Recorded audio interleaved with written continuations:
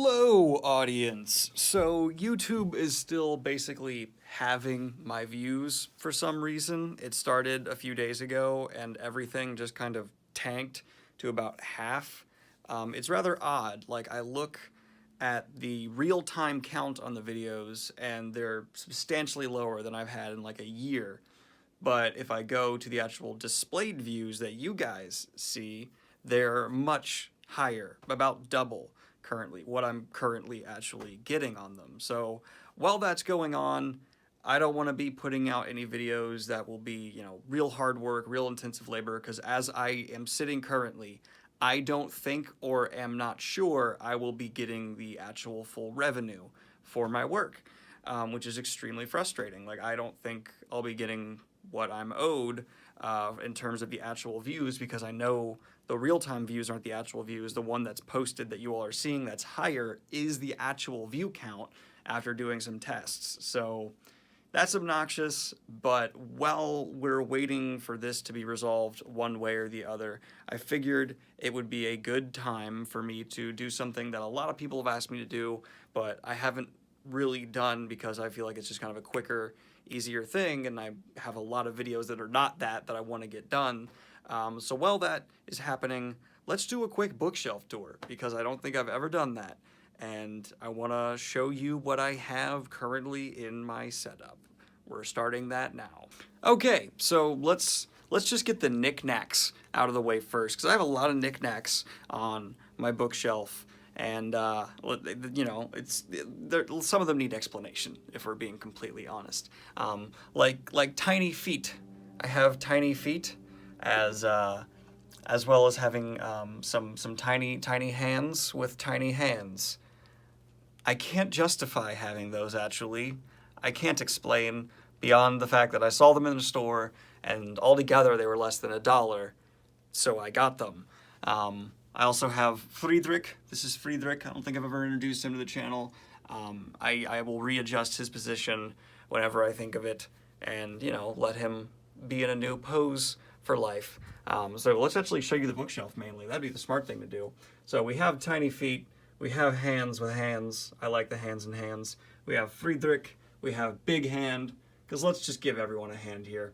We have Tiny Daniel. Someone gave me that at JordanCon, and it's still like the nicest thing a fan's ever given me, so I'm a big fan of that. Wheel of Time map, awesome, love it. I'll link to buying all the maps in the description down below. Big Wheel of Time map, because, honestly, I can't justify that, but I love it. A map of Tanchico from the Wheel of Time, which I got at the charity auction at JordanCon. Loved that, big fan of that. It's really a wonderfully done map. I'm a huge fan of it. It's beautiful. These are first edition Wheel of Time books that I have.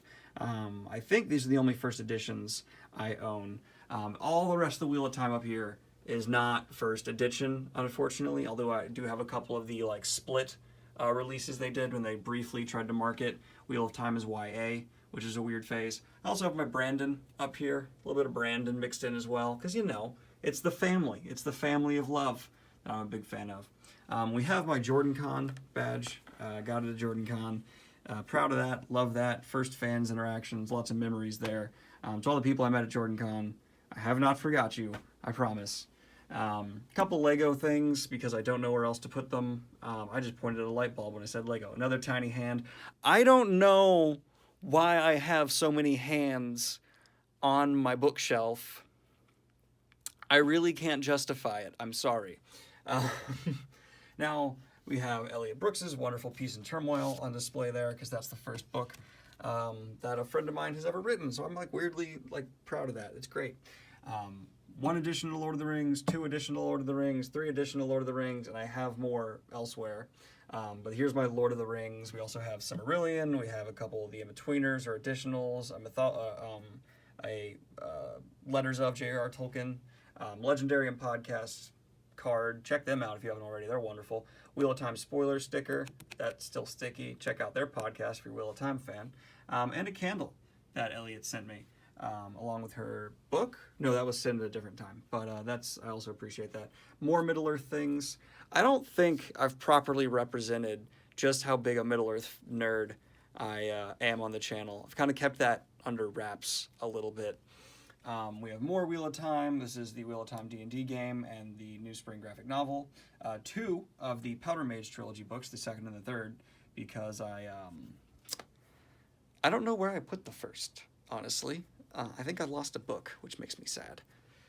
Oh, we have just randomly shoved into a random book. We have a film strip from The Empire Strikes Back, because, you know, every nerd needs a Star Wars thing, as well as a DDL-4 blaster. DDL-4, is that right? I don't know. But Han Solo's gun, and then Rey's, which was given to me. Then moving on down here, let's put this back up in its spot. We have Harry Potter, -1. Ah! I know. A lot of -1s here.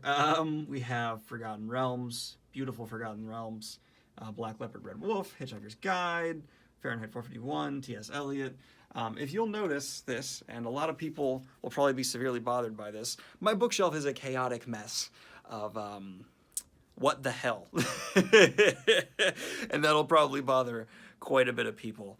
But I've been moving and I haven't had time to make it perfect. But I don't have as many books stacked in front of one another, blocking you from actually seeing them. And I take pride in that I'm doing that less than I previously was at my old place. So this is really the fantasy section. A lot more books are still in boxes, but these are the ones I really wanted to have on display right now. Moving down here, we have sci-fi and miscellaneous old stuff, as well as a junk drawer. We have a stapler. I don't really know. Oh, scissors. I've been needing scissors. Damn it. There's a lot of stuff. Tabs. I don't know why I'm showing you that. Moving on. Some fantasy still mixed in here, but a lot of sci-fi. Like we have His Dark Materials, 2 of the books. I'm sorry for those of you with OCD who are going to have issues with my bookshelf. I can't help you. My OCD is germ-related, so this doesn't bother me at all, because all of it's very clean. We have a bunch of classic sci-fi, some Asimov mixed in here, Unfettered 3. These were all in order. I promise you they were. But then I had to move the bookshelf, so I took all of them out, pushed the bookshelf over, was limited on time, so then I just pushed them back all in, and I'm sorry. I should have fixed it before I did this video, but we're already in. We're already committed. Heinlein's up here. We got a bunch more of just miscellaneous books, my comic books, Inheritance Cycle, Alexander the Great, Martian, oh god, there's some Master and Margarita. If you have not read that, read that. It's really good. It's the coding books I first read to learn how to be a software engineer, a smarter way to learn JavaScript, and a smarter way to learn HTML and CSS. I also have somewhere a smarter way to learn Python. And now we have, those were mostly hardback, some large paperback, but here we have the truly mother lode of paperbacks. So this is only 1 deep, but we have a ton of paperbacks. And then a bunch more paperbacks, and if you look behind there, it's 2 rows of paperbacks. So I am committing that cardinal sin, and I apologize, but I can't not do that with the amount of bookshelf I had. I need to buy another one of these so I can finally avoid doing that. But we have some really great entries here. Pass Through Tomorrow, you know, Flowers for Algernon's one of the few books that's actually made me cry. Highly, highly recommend. And then we have a bunch more hardbacks down here. Some Edgar Allan Poe, Lovecraft, you know, basically books I haven't actually gotten around. Actually, I've read these 2, but I haven't gotten around to all of these yet. Believe it or not, I don't put a review up for every single book I read on my channel. I know I should, but occasionally I just don't have enough to say. And I don't want to just put out content that's not, you know, at least something to say. Insert this video. And we also have a little black book I use for video ideas. Also was in the package Elliot Brooks sent me. Thank you, Elliot. You actually helped the channel quite a bit. Link to her stuff in the description down below. And see, now we have, actually, yeah, let's do the vocal booth. Let's check out the vocal booth. So I've been doing audiobooks for a second. Can I back up enough that you can actually see this thing? And doing audiobooks requires an actual vocal booth. So these are sound-absorbing blankets with a comforter on top. So ignore the lighting and stuff over here, fantasy news jacket. Video ideas on there. And inside here, once you come back in this room, if you listen, the sound's going to be way more deadened. You have my booth for recording audiobooks. Little thing down there, some headphones. I usually have a mic in here, but the camera's in here because I just did a video in here. So yeah, this is what it's like inside of an actual homemade, good enough for professional quality, theoretically, sound booth. It works. It does the job. I just stand here and narrate. It's great. Oh, and the shades from that one awful video I did, you know, this one, this thing. I'm gonna be getting new glasses soon. Excited for that. This stuff, the sound padding, is a lifesaver if you're gonna be doing recording, by the way. Also, to spray paint planet artworks, they're wonderful. Corner sound absorbers. Let's just go the whole room. Let's just do the room, shall we? My Middle Earth map, which is half covered up by a vocal booth. I need to fix that because this map deserves to be on display. It's one of my favorite things I like legitimately own. It's so pretty. Like the detail in there for the displaying of Gondor, Minas Tirith. It's wonderful. I'll link this poster if it's still available on Etsy down below because it's, oh, I love that poster. I'm not going to show you the whiteboard because there's video ideas on there. Actual promo from a movie theater poster for the release of Superman, the original. My dad gave me. Rick and Morty thing my brother gave me. It's just alone on a giant wall. Studio lights, because you know you gotta have that. More sound padding, window, which, man, for sound quality, that window is killer. I have to that has blinds. It shouldn't have a curtain, but I bought a curtain for it just to cover the glass. Because if you look at the videos I first recorded when I moved into this apartment, you could hear the echo off that glass.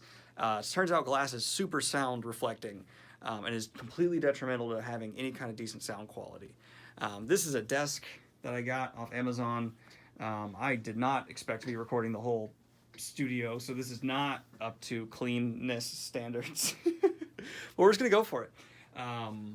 We have a desk that I bought off Amazon that is not good quality and I regret buying. It's like not even at all, and that's I assembled it properly. It's just not well done. So this is the editing station. Do all my editing here. Mic, camera, you know how it is. And then we have the other gaming station, which does not really get used at all. I haven't even used that Rift probably in months because I'm too busy making content for you guys. And I've gotten in a horrible habit of drinking this sugar-filled crap.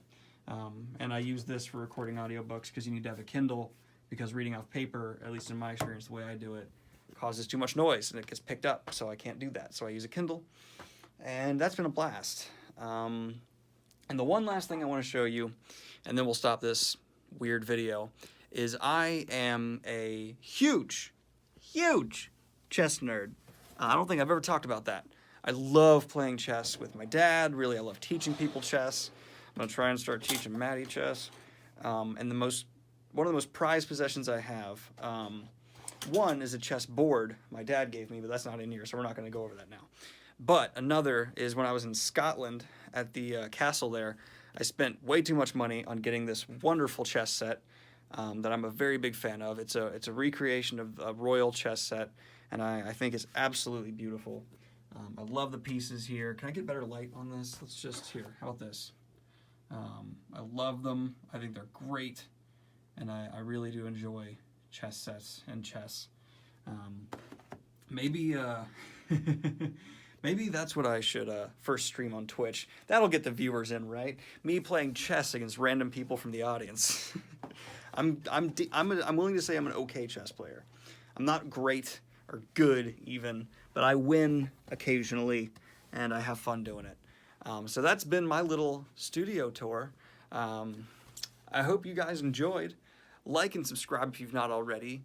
Hope YouTube starts actually accurately recording my views, so I'm confident that I'll get paid properly. And have a good one, y'all. Peace.